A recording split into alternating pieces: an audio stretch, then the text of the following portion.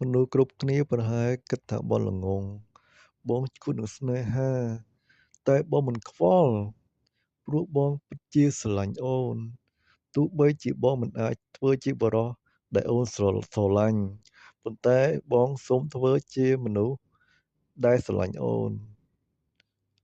អូននឹងខំមកបងហើយបានឮបទចម្រៀងខធូមនៃ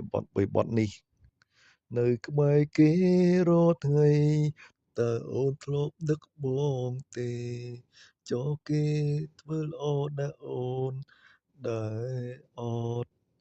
មិនហ៊ានប្រាប់ថានឹកតែបារម្ភកុំសត់ដឹងអត់បេះដូងបងទុកនៅអូនបេះដូងបាត់ពីទ្រូងបងរស់ទាំងគ្មានបេះដូងប៉ុន្តែអារម្មណ៍នឹកអូនមិនហ៊ានខកទៅអូនហើយព្យាយាមយកចិត្តស្ងួនប៉ុន្តែចង់ស្ដាប់សំឡេងអូន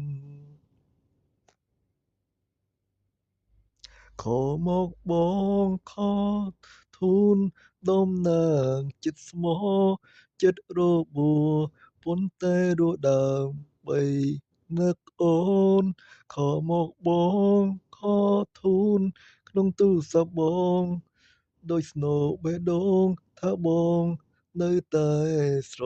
ឡាញ់អូនទោះបីជាបងមិនអាចធ្វើជាមនុស្សដែលអូនស្រឡាញ់ប៉ុន្តែបងសូមធ្វើជាមនុស្សម្នាក់ដែលស្រ